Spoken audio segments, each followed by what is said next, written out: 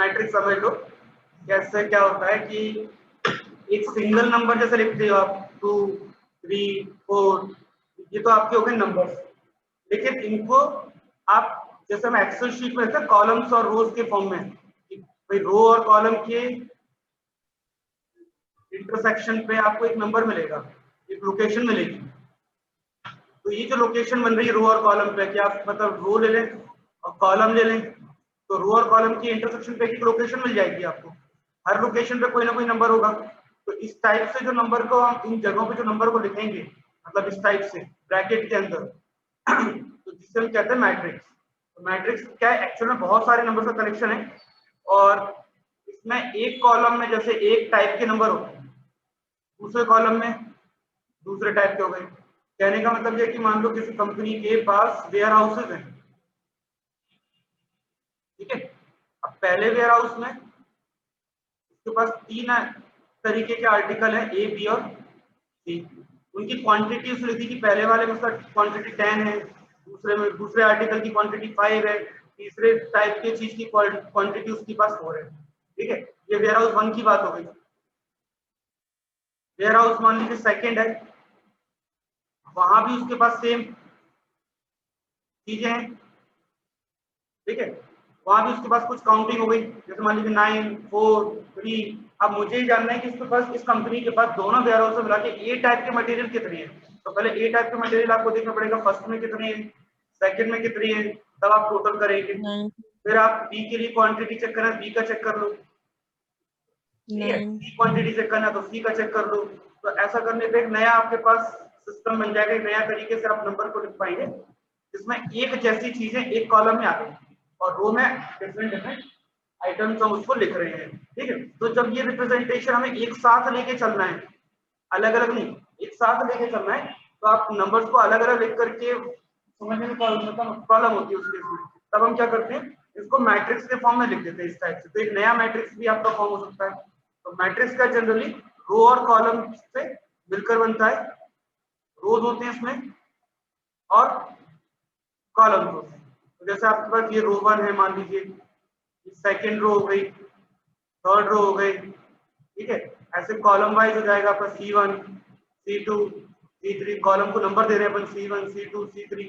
तो हर एक रो और कॉलम के इंटरसेक्शन पे आपको एक लोकेशन मिलेगी, उस लोकेशन पे आपको नंबर आप लिख सकते हैं। जैसे हम एक्सेल शीट अगर आपने देखी हो, आजकल तो क्या सभी माइक्रोसॉफ्ट ऑफिस का यूज करते ही है, तो एक्सेल शीट अगर देखी होगी तो उसमें रोज और कॉलम ही होते हैं कि पहले नंबर की row, column number A B C, row number 1 2 3 4 5। तो वो जो अपना शीट का फॉर्मेशन है, जो हम रिप्रेजेंटेशन है, सिस्टमैटिक वे में जो लिख रहे हैं रोज और कॉलम के तरीके से, वो हमारा मैट्रिक्स का ही फॉर्म होता है। बस मैथमेटिकली हमें से लिखना है, तो यहाँ पे मैट्रिक्स समझने के लिए हमें ब्रैकेट लगाना पड़ता है कि ये मैट्रिक्स है, ठीक है। अब हर एक की जो लोकेशन है, कोई ना कोई नंबर तो आएगा ही। तो मान लीजिए पहला जो नंबर है ए, फर्स्ट रो और फर्स्ट कॉलम में है, तो उसको मैं नंबर दूंगा 1 1। पहला नंबर रो के लिए, दूसरा नंबर कॉलम के लिए। सेकंड जो नंबर है फर्स्ट रो में है, सेकंड कॉलम में। Third number first row, third column. ऐसे अब मेरे पास सेकंड आ जाएगा, second row first column, second row second column, second row third column, third row first column, third row second column, third row third column. तो ऐसा जरूरी नहीं कि 3 by 3 का ही हो, आपके मैट्रिक्स के टाइप अभी पढ़ेंगे और भी चीजें, ठीक है। एक कॉलम भी हो सकता है, तो पहला एक ही कॉलम है, बस कॉलम एक ही है, रो अलग अलग है, ऐसा भी हो सकता है। तो मैट्रिक्स का हमारा टाइप हम पढ़ेंगे अभी। तो मैट्रिक्स से पहले रिप्रेजेंटेशन समझ लिया, इसमें आपको नंबर जो लिखे जाते हैं स्मॉल ए से, और सफिक्स में आई और जे हम लिखते हैं। आई जो है नंबर है वो रो का नंबर है, और जे जो है लोकेशन है कॉलम की। रो और कॉलम की लोकेशन के अकॉर्डिंग हमें पता चल जाता है कि ये नंबर कहाँ लिखा जाएगा, ठीक है, इसकी लोकेशन क्या है। तो क्या हमारा इसका टाइप। तो जैसे ये लिखा हुआ है, मैट्रिक्स बनाना था, 3 लोग हैं, 3 डिफरेंट लोग हैं, राम सीता लक्ष्मण। कॉलम में एक ही जैसी चीज आएगी, बुक्स पेंसिल पेन, तो कॉलम में सिमिलर चीजें चलेंगी, और रो में डिफरेंट डिफरेंट चीजें आपकी आएंगी। तो जैसे रो चेंज करोगे तो 2 अलग अलग हो जाएंगे, रो चेंज करेंगे तो डिफरेंट के बारे में बात होगी, और एक ही कॉलम में चलेंगे तो सिमिलर चीजों के बारे में बात होगी, ठीक। तो रो वाइज कॉलम वाइज आप इसका रिप्रेजेंटेशन कर सकती है, ठीक है। तो पहले से मैट्रिक्स के फॉर्म में लिखा हुआ है। जनरल फॉर्म, जो इसका जनरल फॉर्म जो है आपका रेक्टेंगुलर एरे, इसमें फर्स्ट रो n नंबर के कॉलम तक जा रहा है, A1n लास्ट नंबर है ना, तो लास्ट नंबर से मुझे पता चल रहा है कि ये n नंबर का कॉलम है, ठीक है। और बिल्कुल जो सबसे आखिरी का जो नंबर है वो लोकेशन बताता है कि एक्चुअल में इसमें m रोज हैं और n नंबर ऑफ कॉलम्स है। आखिरी का जो नंबर होगा ना, अगर आखिरी का नंबर 3 4 है तो हमें रहेगा कि ये सब 3 रो और कॉलम्स इसमें होंगे इस वाले मैट्रिक्स में। तो 3 रो आप 4 कॉलम आप बना सकते हैं। तो मैट्रिक्स की जो अरेंजमेंट होगा, ठीक है, इस टाइप से ये मैट्रिक्स चलाएगा। मैट्रिक्स का प्लूरल मैट्रिक्स ही कहलाता है, मैट्रिक्स सिंगल है इसका प्लूरल मैट्रिक्स ही कहलाएगा, और ये केवल अरेंजमेंट है ओनली। अब बात करते हैं ऑर्डर की, कि मैट्रिक्स है तो उसका ऑर्डर मतलब इसमें कितने एलिमेंट आ सकते हैं, इसमें कितनी वैल्यूज होल्ड कर सकता है, कितनी वैल्यूज होल्ड कर सकता है, जितने रो और जितने कॉलम का मल्टीप्लिकेशन कर दोगे। अब जैसे 3 रो है 1 2 3 और 3 कॉलम है, तो 3 रो 3 कॉलम के हिसाब से यहाँ पे 9 वैल्यूज ये होल्ड कर सकता है, यही इसका ऑर्डर है। तो ऑर्डर किसी मैट्रिक्स और कोई मैट्रिक्स है अगर इसका ऑर्डर m क्रॉस n है, तो m क्रॉस n का मतलब ये है कि भाई इसमें m रो n कॉलम है और नंबर ऑफ एलिमेंट जो ये होल्ड कर सकता है वो है m into n, ठीक है। यही इसका क्या कराएगा, ऑर्डर कहलाएगा। और कई बार इसे ऐसा भी लिखा जाता है aij एलिमेंट है जिसमें बाहर लिख देते हैं ऐसे, ठीक है। कैपिटल ए से हमेशा डिनोट कर देंगे, जब भी नाम देंगे मैट्रिक्स को बहुत सारी वैल्यूज होंगी इसमें, तो बहुत सारी वैल्यूज के लिए हम हमेशा कैसा वर्ड लेटर यूज करते हैं, कैपिटल। तो कैपिटल जो है लेटर है उसके अंदर बहुत सारी वैल्यूज आ रही है, बहुत सारी छोटे छोटे स्मॉल आ रहे हैं, तो ये वैल्यूज हम इसमें इनपुट कर सकते हैं। अब बात करते हैं टाइप्स की। पहला टाइप है रो मैट्रिक्स। रो मैट्रिक्स नाम से क्लियर है, केवल एक रो होगी, एक रो होगी 1 2 3 4, कॉलम बहुत सारे होंगे, रो केवल एक ही होगी, कॉलम आपके बहुत सारे होंगे। तो यानी कि रो मैट्रिक्स अगर है तो 1 रो होगी और कॉलम कितने भी सकते हैं, ठीक है। तो 1 क्रॉस n लिखा है तो क्लियर सी बात है 1 रो n कॉलम, यानी कि ये रो मैट्रिक्स है, एक ही रो है इसमें, दूसरी रो नहीं है। दूसरा टाइप है हमारा कॉलम मैट्रिक्स। कॉलम से क्लियर है कि इसमें एक कॉलम होगा और बहुत सारी रोज हो सकती है, तो m क्रॉस 1 ऐसा हम इसको लिख सकते हैं। अच्छा, इसी मैट्रिक्स के सारे एलिमेंट जितने कितनी भी ऑर्डर का मैट्रिक्स उससे मतलब नहीं है, जितनी भी वैल्यू सारी की सारी क्या हो जाए, जीरो आ जाए सारी की सारी वैल्यू, तो उस मैट्रिक्स को हम कहते हैं नल मैट्रिक्स या फिर जीरो मैट्रिक्स। तो जीरो मैट्रिक्स लिखा है तो उसमें जितनी भी वैल्यूज हैं, जितनी वैल्यूज होल्ड कर सकता है, जो भी ऑर्डर है इसका, सारी की सारी वैल्यू जीरो होंगी, और जीरो को जनरली ओ से ही शो करते हैं, ओ एम क्रॉस एन मतलब जीरो है, एम क्रॉस एन वैल्यूज है, एम रो एन कॉलम में सारी की सारी वैल्यू जीरो है। इसके बाद आता है अपना स्क्वायर मैट्रिक्स। स्क्वायर मैट्रिक्स और रेक्टेंगुलर, तो नाम से क्लियर, स्क्वायर है मतलब कि जितनी रो उतनी कॉलम, रो 3 है तो कॉलम भी 3 होंगे, अगर 2 रो है तो 2 कॉलम होंगे, तो ये 2 by 2 का मैट्रिक्स है, ये 3 by 3 का मैट्रिक्स है, लेकिन दोनों में रो और कॉलम बराबर है तो ये स्क्वायर है। अच्छा, रो और कॉलम बराबर ना हो, एक भी कम ज्यादा हो जाए, तो यहाँ पे 2 रो 3 कॉलम है तो ये रेक्टेंगल बन जाएगा, ठीक है। तो इसको हम बोलेंगे रेक्टेंगुलर। तो नाम से क्लियर है कि रो और कॉलम बराबर है तो स्क्वायर है, रो और कॉलम बराबर नहीं है तो रेक्टेंगुलर है। स्केलर मैट्रिक्स, कोई भी मैट्रिक्स स्क्वायर मैट्रिक्स का है, इसके डायगोनल का एलिमेंट, डायगोनल मतलब ये प्रिंसिपल डायगोनल, ये जो डायगोनल है, तो डायगोनल में एलिमेंट हमेशा कौन से होते हैं, A11 A22 A33, इस टाइप के जो एलिमेंट आएंगे इनकी वैल्यू फिक्स कांस्टेंट होगी, ठीक है। जैसे कि मैंने मान लो 3 by 3 का मैट्रिक्स का 5 5 5, बाकी सारे लिख दिए 0, ठीक है। तो ये जो मैट्रिक्स बना इसे हम कहेंगे स्केलर मैट्रिक्स। इसके डायगोनल के एलिमेंट मतलब फिक्स होंगे, मतलब ai की वैल्यू फिक्स होगी, ai मतलब 1 1 2 2 3 3 4 4 5 5 जितने भी एलिमेंट होंगे कॉलम में, इसके अलावा जितने भी होंगे aij वो सारे जीरो होंगे, जब आई और जे बराबर नहीं है तो, ठीक है, उस केस में। और अगर कहीं डायगोनल की वैल्यू 1 हो जाती है तो 1 को हम बोलते हैं यूनिटी, पता होगा आप लोगों को, ठीक है। तो इसका नाम हो जाएगा यूनिट मैट्रिक्स। यूनिट मैट्रिक्स का मतलब जिसका डायगोनल की वैल्यू 1 होगी, और ये स्क्वायर मैट्रिक्स होते हैं, ध्यान रखिए हमेशा। तो यानी कि डायगोनल की वैल्यू से हम किसी भी, जैसे नंबर है मेरा 2, तो 2 को मैं मैट्रिक्स में लिखना चाहता हूँ, तो 2 को मैट्रिक्स में लिखता हूँ 2 इंटू, अगर मैं 3/3 में लिखूंगा तो 2 को ऐसे लिख सकता हूँ डायगोनल में, ठीक है। और अगर मैं 2/2 को लिखना चाहता हूँ, 2/2 मैट्रिक्स में लिखूंगा अगर 2 को, तो ऐसे लिख देंगे। 3/3 में लिखना है 3/3 में लिखो, 4/4 में लिखना है 4/4 में, तो किसी भी नंबर को आप स्केलर में फॉर्म कर सकते हैं यूनिट मैट्रिक्स की हेल्प से, क्योंकि यूनिट मैट्रिक्स से जैसे मल्टीप्लाई करोगे आप, वो नंबर जो आपका मैट्रिक्स में कन्वर्ट हो जाएगा, जो भी नंबर जो अभी तक आपने पढ़े थे। अपर ट्रायंगुलर मैट्रिक्स, तो डायगोनल के, अगर डायगोनल को मैं अलग करूं तो यहाँ पे 2 ट्रायंगल बनते हैं हमेशा, एक अपर और एक लोअर। डायगोनल को मैं अलग करता हूँ, ये डायगोनल कॉर्नर से शुरू करते हैं, ठीक है। ये डायगोनल है, इसको आप हटा दीजिए, तो आपको डायगोनल के ऊपर और नीचे 2 ट्रायंगल बनेंगे। तो जब भी ये बोल रहा है कि अपर ट्रायंगल, तो अपर ट्रायंगल का मतलब है कि उसके नीचे वाली वैल्यू 0, अपर में वैल्यू होगी। अपर ट्रायंगल का मतलब कि ऊपर वैल्यू होगी और लोअर में वैल्यू 0 होगा, और लोअर ट्रायंगल वैल्यू बोला है तो मतलब लोअर में वैल्यू है और अपर वाले में 0 है, उल्टा। फिर लोअर बोला मतलब लोअर में वैल्यू है, अपर बोला तो अपर में वैल्यू होगी, उसके अपोजिट में सारा वैल्यू 0 होगा। 0 से तो मैं मतलब ही नहीं है ना, तो जो जिन वैल्यूज से मुझे मतलब है हम वो लिख रहे हैं, तो अपर लिखा है तो अपर में वैल्यू है, अपोजिट में तो 0 है, फिक्स ही है वो। तो ऐसा नहीं कि अपर बोला तो अपर में 0 कर दो, लोअर बोला तो लोअर में कर दो, बस ये कंफ्यूजन हो जाती है। सब मैट्रिक्स, अब जैसे 3/3 का मैट्रिक्स है, इसमें से एक मैट्रिक्स कोई भी उठा लो, 2/2 का ले लो, 1 3 -2 0, एक नया मैट्रिक्स मिल जाएगा।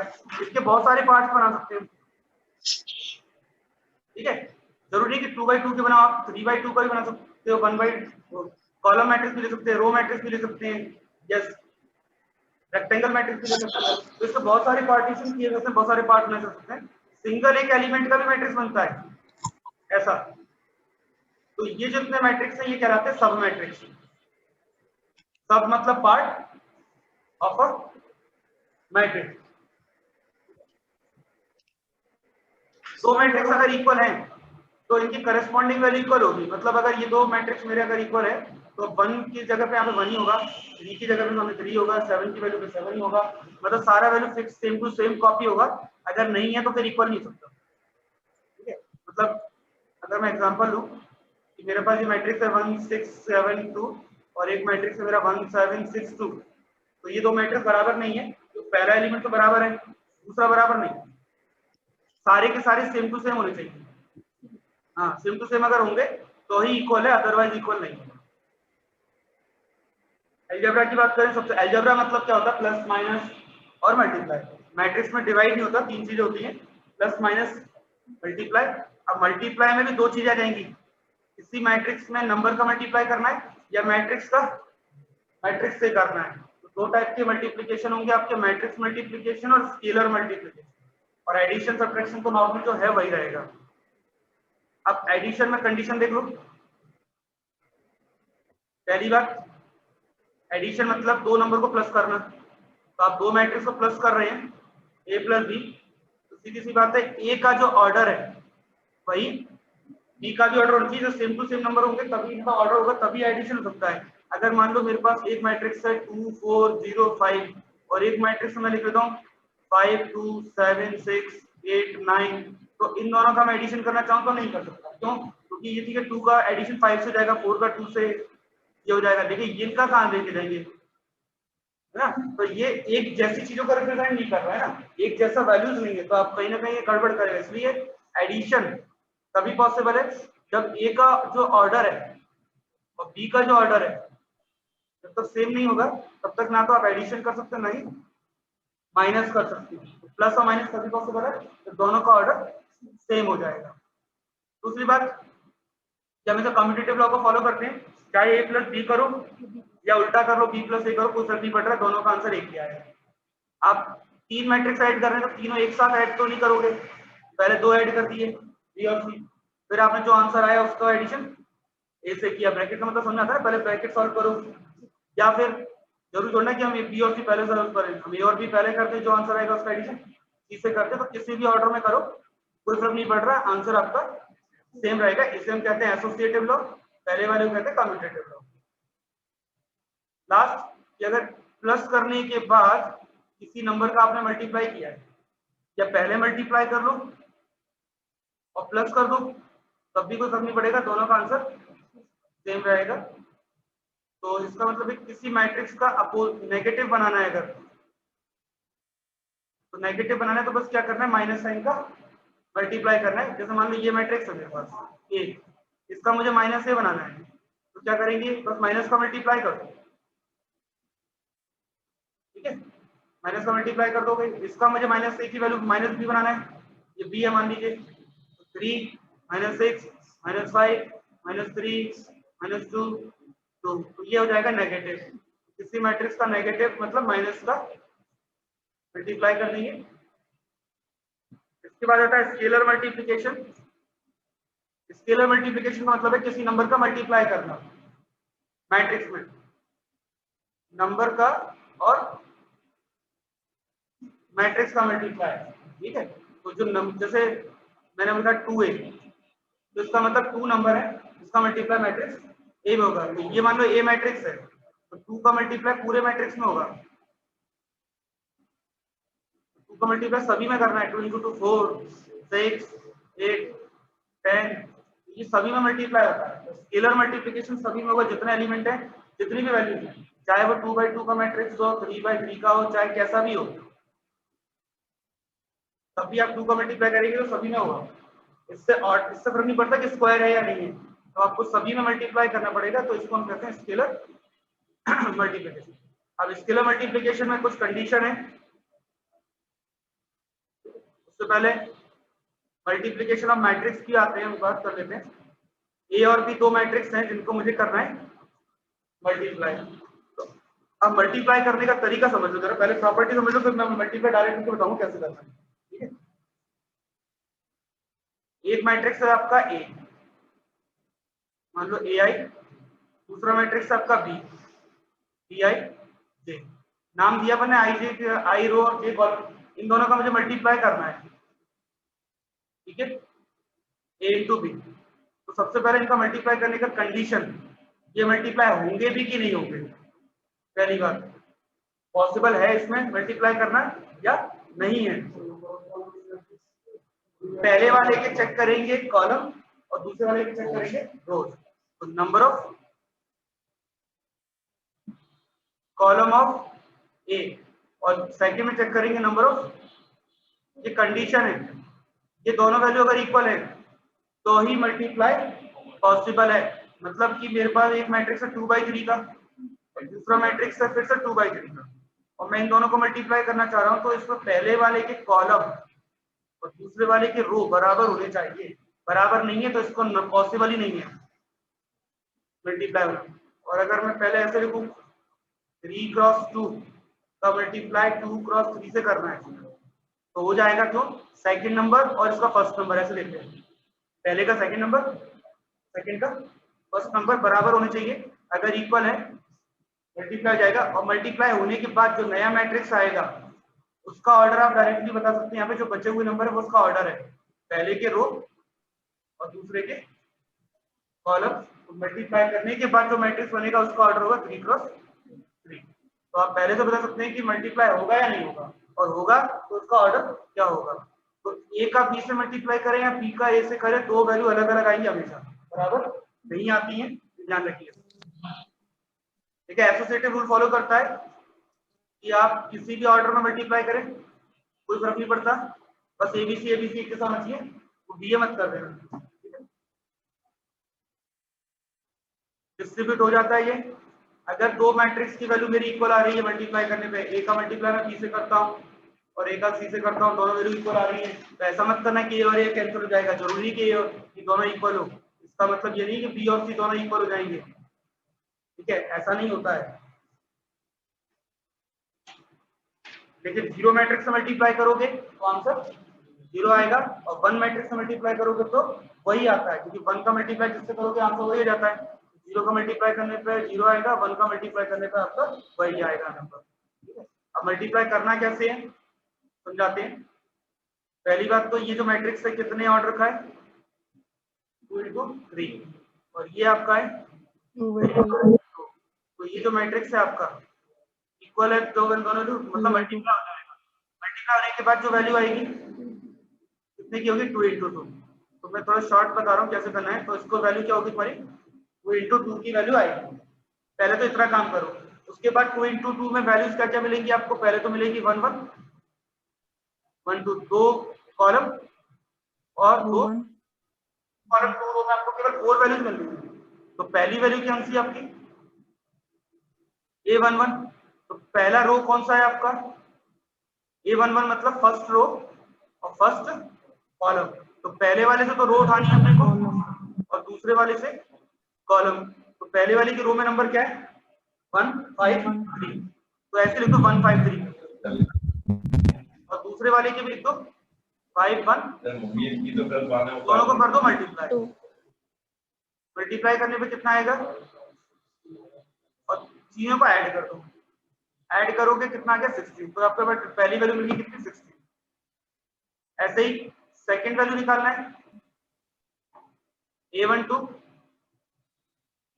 A12 मतलब फर्स्ट रो और सेकंड कॉलम। तो 153 मल्टीप्लाई 30 मल्टीप्लाई करते हैं इनका और प्लस कर दीजिए, कितना आएगा 30 और 24, कितना हो गया 8 ठीक है। ऐसे A21 second row first column, A21 second row first column multiply कर लीजिए इनका 25 और 12।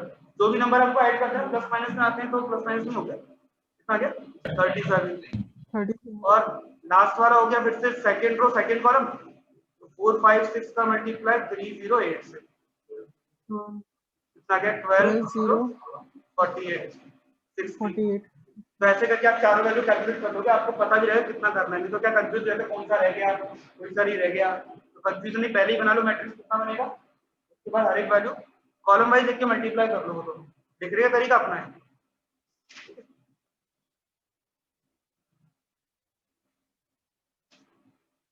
एग्जाम्पल नंबर 4 क्या दिया हुआ है, annual sale volume of 3 product. 3 product है एक्स वाई जेड, तो एक एक्स वाई और जेड, उनकी दो सेल दी हुई है। मार्केट, दो मार्केट दी हुई, फर्स्ट मार्केट और सेकेंड मार्केट सेल। ये बोल रहे हैं कि जो एनुअल सेल है वो कितनी पर यूनिट की कितनी है, 3.5 रुपए है, 2.75 है और 1.50। तो एक्स की जो सेलिंग हो रही है 3.50 हो रही है, वाई की सेलिंग 2.75 से, जेड की सेलिंग 1.50 से। अब आपको क्या बताना, टोटल रेवेन्यू बताना है। रेवेन्यू क्या होता है, प्राइस इनटू क्वांटिटी। तो ये तो आप डायरेक्ट, मेरे को लगता नहीं कि मैट्रिक्स की रिक्वायरमेंट है, ये तो आप बिना मैट्रिक्स के भी डायरेक्टली कर सकते हो। भाई एक्स की वैल्यू कितनी 3.5, तो सीधी सी बात है 6000 और 12000 दोनों का मल्टीप्लाई किससे होगा, 3.5 से, दोनों को प्लस करके 2.5 से मल्टीप्लाई करो ना। डायरेक्ट रेवेन्यू कैलकुलेट करो, मैट्रिक्स का मेथड ही मत बोलो तो दिमाग में लगाना। हमें तो कौन सा हमें रिप्रेजेंट करना है कि मैट्रिक्स बना के बताना है, बताओ तो, है ना। रेवेन्यू डायरेक्ट जनरेट कर लो कितना आ रहा है, पहले एक्स का रेवेन्यू बताओ कितना आ रहा है, 18000 का मल्टीप्लाई कर लो 3.5 में 63,000। ऐसे ही 9 प्लस 6 हो गए और 15 और का मल्टीप्लाई 2.75 से 24,750। और ऐसे तीसरा ये हो गया 30 45,000। तीनों का टोटल कर लो, रेवेन्यू जनरेट हो गया। जरूरी नहीं कि मैट्रिक्स सॉल्व है तो मैट्रिक्स से ही करना है, टॉपिक मैट्रिक्स से ही है। 149। तो आपका क्या आ गया, दोनों का अलग अलग आ गया। मार्केट का, दो मार्केट का अलग अलग निकालना है तो दोनों का अलग अलग निकाल लेना और टोटल निकालना है, टोटल निकाल लेना। जैसा क्वेश्चन का जाएगा ऑप्शन के अकॉर्डिंग हम काम कर लेंगे, है ना। ये जरूरी नहीं कि मैट्रिक्स बना के ही पूरा सॉल्व करो। Transpose of a matrix, transpose का मतलब जो होता है रो को कॉलम में चेंज करना, रो को चेंज करना किसमें, कॉलम में। तो जैसे पहला जो रो है वो पहला कॉलम बन जाएगा, second row second column, third row, third column. तो जो मैट्रिक्स था वो ट्रांसपोज हो गया है। तो मैट्रिक्स आपका ए था, ए का ट्रांसपोज लिखा है तो उसको ऐसे लिखते हैं ए टी या फिर ए डैश, दोनों एक ही बात है।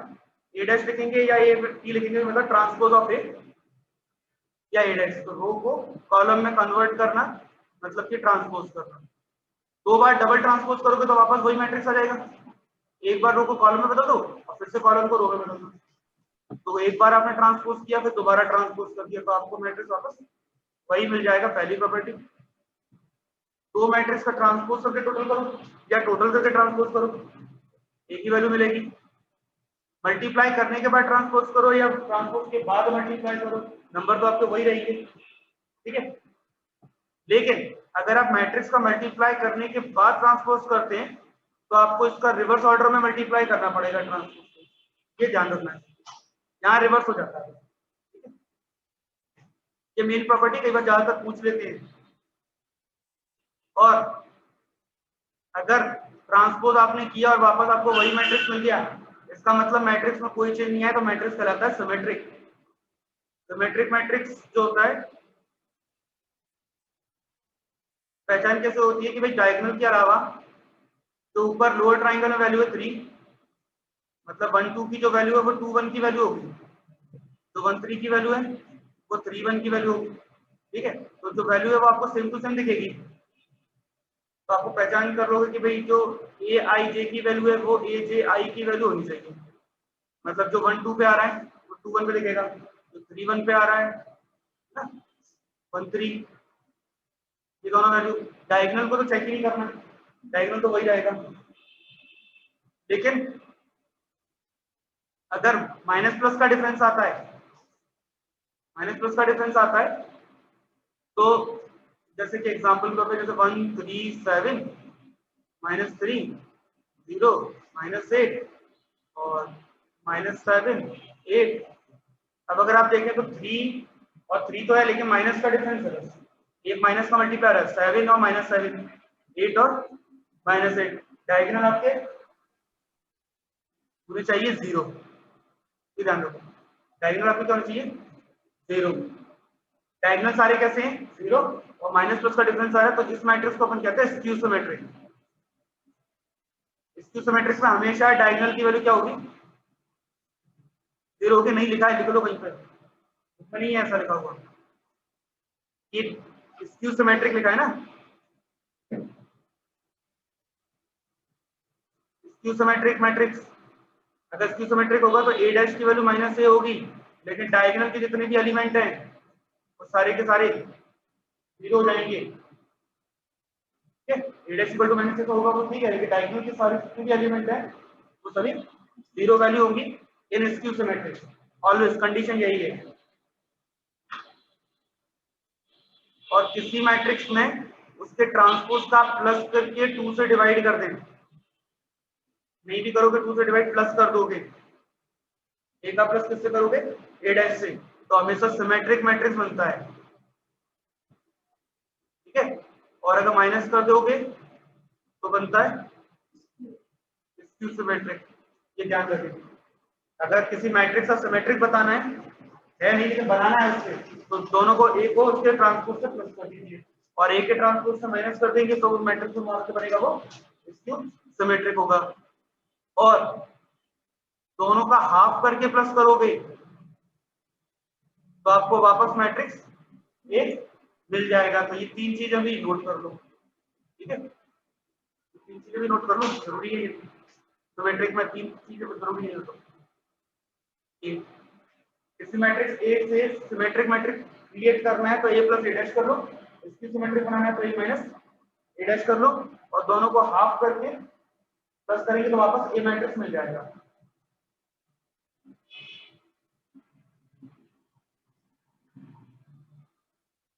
दोनों को प्लस करने पे ए डैश कैंसिल हो जाएगा, 2 आ जाएगा, तो 2a का 2 शिफ्ट कर दूंगी तो ऐसा अपना ये हाफ आ जाएगा।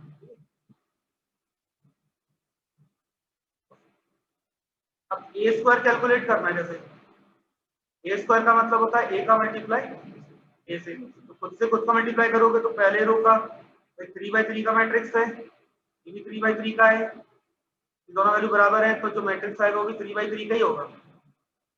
तो डायरेक्ट वैल्यू निकाल सकते हो पहले रो का मल्टीप्लाई पहले कॉलम से, पूरा रफ वर्क नहीं कर लिया करो। 1 0 0 1 0 8 जो आंसर आएगा दिख रहा है कितना, आमने सामने लिख के मल्टीप्लाई करोगे तो आपको वैल्यू दिख जाएगी किसका आंसर क्या आ रहा है।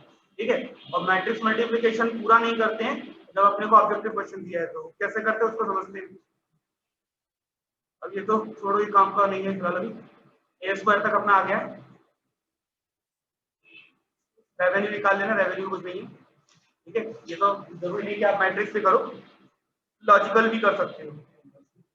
बस बस कैसे निकालना, एक टॉपिक है अपना डिटर्मिनेंट। डिटर्मिनेंट आज नहीं कराऊंगा मैं, डिटर्मिनेंट आज नहीं करेंगे, कल डिटर्मिनेंट पढ़ेंगे और तभी तो इन्वर्स आएगा। और इन्वर्स अभी नहीं पढ़ना, इन्वर्स तो हमें जरूरत ही नहीं पड़ेगी, डायरेक्टली आंसर निकालेंगे। ग्रामर रूल वगैरह कल हमारा डिटर्मिनेंट भी छोड़ेंगे, अभी पहले ये देख लो। एक मैट्रिक्स है जिसमें कितने एलिमेंट है 16, तो 16 एलिमेंट के पॉसिबल ऑर्डर क्या होंगे। ऑर्डर मतलब ऐसे कितने मैट्रिक्स बन सकते हैं पॉसिबली, तो 2 into 8 ऑर्डर का मैट्रिक्स बन सकता है, 16 एलिमेंट रखेगा ये। 1 into 8 नहीं हो सकता, कैंसिल। अगला देखते हैं, ये हो सकता है, ये भी हो सकता है, ये भी हो सकता है, ये भी हो सकता है, ये भी हो सकता है। ठीक है, Yes, sir. Transpose of a rectangular matrix, अगर कोई रेक्टेंगुलर मैट्रिक्स है 2 रो 3 कॉलम का, ट्रांसपोज करोगे तो जो आपकी रो है वो कॉलम में कन्वर्ट हो जाएंगी, Rectangular आएगा. 3 रो हो जाएंगी और कॉलम 2 हो जाएंगे, तो रहेगा तो ये रेक्टेंगल ही। रेक्टेंगल का ट्रांसपोज हमेशा, लेकिन रो अगर मैट्रिक्स है तो उसका ट्रांसपोज कॉलम मैट्रिक्स में कन्वर्जन हो जाएगा। दो मैट्रिक्स का मल्टीप्लाई कर रहे हैं ए और बी का, कब होगा, जब पहले वाले के कॉलम और दूसरे वाले के रोज सेम हो, इक्वल हो। ये तो डिटर्मिनेंट से कल पढ़ाऊंगा, इसका मेथड क्या है, इस वाला डिटर्मिनेंट का क्वेश्चन है। ए इज अ सिमेट्रिक, सिमेट्रिक है तो ए डैश की वैल्यू वापस ए ट्रांसपोज की वैल्यू वापस ए ही मिलेगी। ठीक है, इसका आंसर बता सकते हैं, ए का ऑर्डर है m क्रॉस p और b का ऑर्डर है p क्रॉस n। ए का मल्टीप्लाई b से कर रहे हैं तो जो आंसर आएगा उसका ऑर्डर क्या होगा, p तो मल्टीप्लाई हो गया तो बचेगा क्या, m into n, तो m into n ऑर्डर का मैट्रिक्स मिलेगा ये।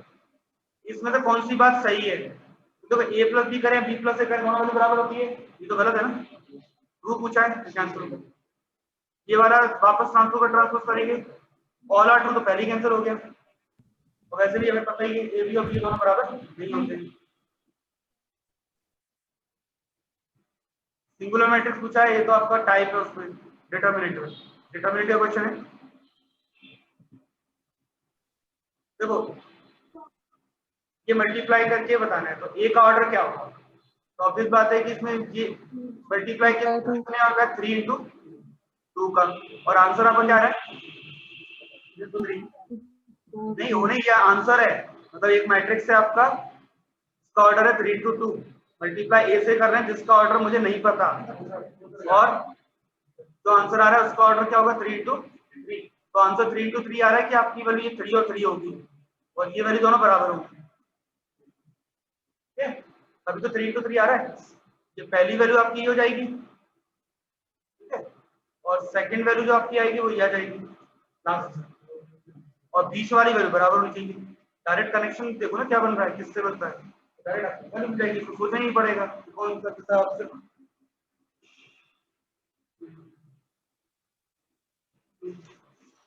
ए बी सी 3 मैट्रिक्स दिए गए हैं, अब क्या फाइंड करने को बोला है, डायरेक्ट प्लस करने मत बैठ जाना।